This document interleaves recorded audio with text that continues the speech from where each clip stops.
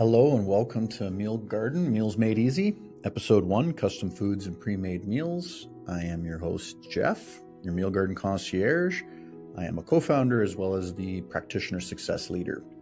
We got 5 minutes on the board, and in that 5 minutes, I think we're going to be able to get this done a little quicker, but we're going to give ourselves 5 minutes and show you how to add foods and meals into your database and how to incorporate those foods and meals into recipes and plans.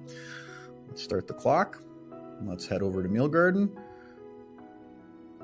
Here we are in the Foods tab. We have two sources, Creative Foods, so foods that I've created, and Meal Garden Foods. As you can see in all the foods I've created, I can see how often the food's been used. I can set dates. And over here I have the nutrients in each of those foods. As I click, those will change.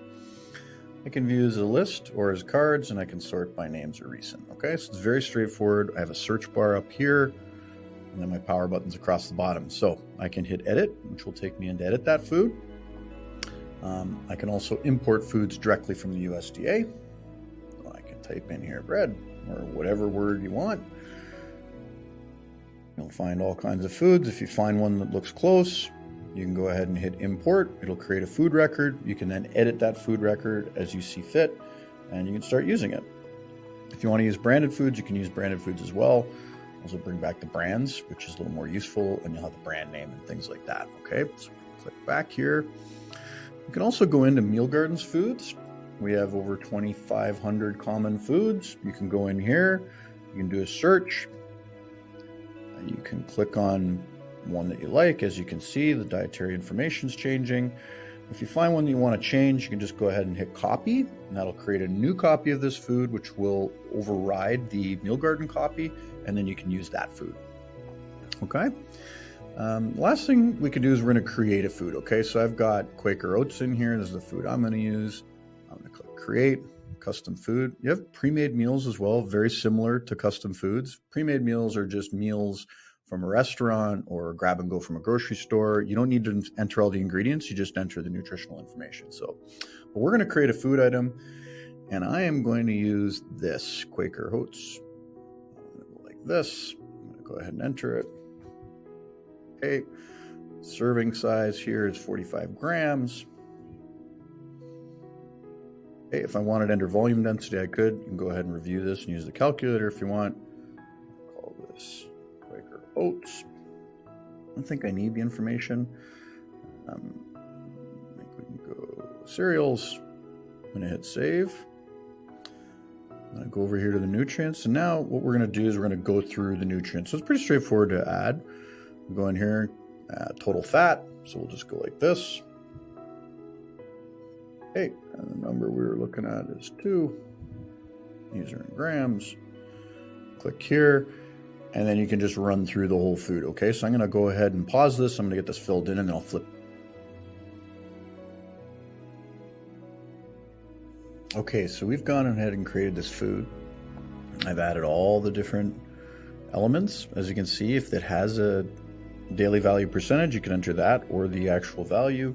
Everything we do is based on 2,000 calories, which is pretty close to what the normal can be. Then I went into measures.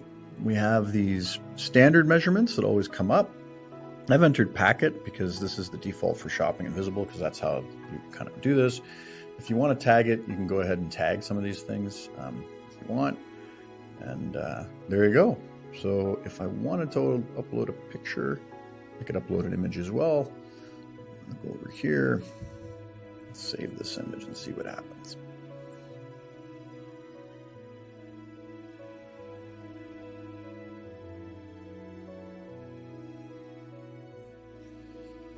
Okay, so now I've gone ahead and created a food.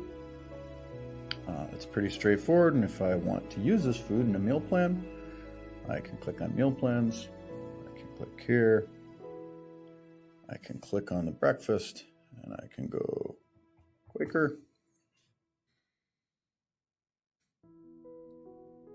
Check here, and there's my food. 1 packet. I can change that amount. I can schedule it again. Super straightforward. All the nutrient information is updated, and away you go. Very, very easy to do.